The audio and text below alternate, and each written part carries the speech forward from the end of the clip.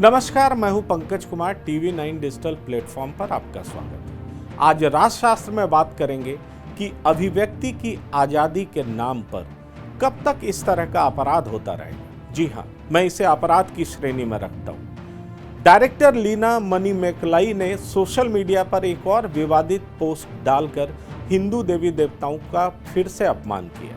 लीना के इस बार के पोस्ट में शिव पार्वती सिगरेट पीते नजर आ रहे हैं। जरा सोचिए, अलग अलग धर्म के लिए अभिव्यक्ति की आज़ादी का नजरिया कैसे बदल जाता है। और लीना जैसे लोगों को बेहतर पता है कि ऐसा कर वो सस्ती लोकप्रियता हासिल भी कर लेंगी और अभिव्यक्ति की आज़ादी के नाम पर उन्हें कई लोगों का समर्थन भी हासिल हो जाएगा। लीना वैसे कह रही हैं कि वो असुरक्षित महसूस कर रही हैं, लेकिन उनकी बात महज कोरे बकवास के अलावा कुछ और नहीं जान पड़ता है। अगर उन्हें वाकई असुरक्षा महसूस होती तो क्या चंद दिनों में वो दूसरी बार हिंदू देवी देवताओं का अपमान करने की हिमाकत जुटा पाती। लीना पर यूजर्स ने धार्मिक भावनाएं भड़काने का आरोप जब लगाया तो लीना ने यूजर्स के गुस्से को देखते हुए एक और पोस्ट शेयर किया, जिसमें लीना ने लिखा, देश सबसे बड़ी डेमोक्रेसी हेट मशीन बन चुका है। लोग उन्हें सेंसर करना चाहते हैं और कहीं भी वो सुरक्षित महसूस नहीं कर रही हैं। लीना जब ट्रोल होने लगी तो आर्टिस्टिक आज़ादी का हवाला देने लगी। लोगों ने धैर्य की परीक्षा लेने की बात कह लीना को करारा जवाब दिया, लेकिन ये वही लीना है जो पोस्टर में मां काली के एक हाथ में त्रिशूल और दूसरे हाथ में LGBTQ का झंडा भी दिखाने को आर्टिस्टिक आज़ादी समझती है। LGBTQ का मतलब है लेस्बियन, गे, बाइसेक्सुअल और ट्रांसजेंडर कम्युनिटी से। सवाल फिर वही है कि हिंदू देवी देवताओं का अपमान आर्टिस्टिक आज़ादी के नाम पर कब तक होता रहेगा। आपको याद होगा, PK मूवी में भगवान शंकर के एक किरदार को एलियन से डरकर शौचालय में भगा दिया गया था। वेब सीरीज तांडव में भगवान भोलेनाथ के रूप में बोले गए डायलॉग को लेकर ही सबसे ज्यादा विरोध हुआ था। अतरंगी रे के कई दृश्यों में हिंदू देवी देवताओं और धर्म ग्रंथों के अपमान से लोग आक्रोशित हुए थे।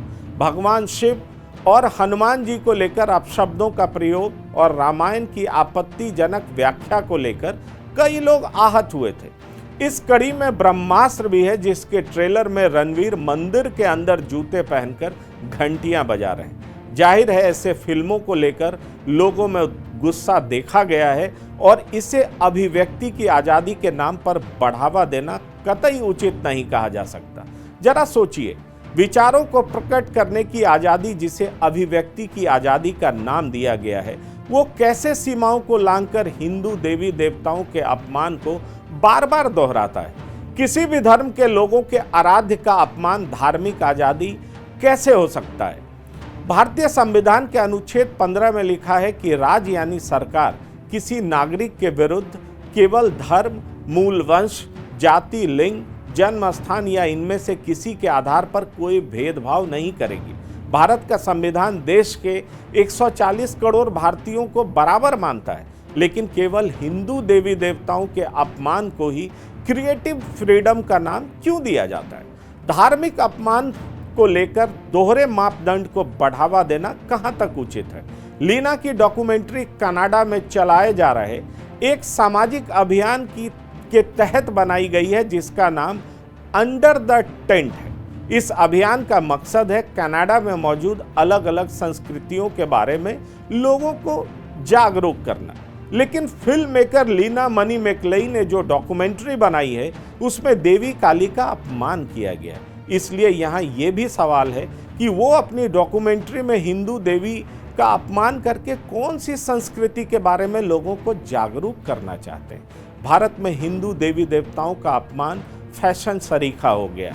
इसे आप मुनव्वर फारूकी और कन्हैया लाल के उदाहरण से भी समझ सकते हैं। इसमें से एक कॉमेडियन मुनव्वर फारूकी है और दूसरी तरफ कन्हैया लाल है। दोनों ही लोगों को धार्मिक अपमान के मामले में IPC की धारा 295A के तहत गिरफ्तार किया गया था। लेकिन मुनव्वर फारूकी की गिरफ्तारी के बाद वो जेल से जब बाहर आए तो उन्होंने एक रियलिटी शो जीत लिया, जबकि कन्हैया लाल की जेल से बाहर आते ही निर्ममता से हत्या कर दी। इससे आप समझ सकते हैं कि हमारे देश में हिंदू देवी देवताओं का अपमान करना फैशन क्यों बन गया है। तो फिलहाल राजशास्त्र में इतना ही। आप बने रहिए टीवी 9 डिजिटल के साथ। धन्यवाद, नमस्कार।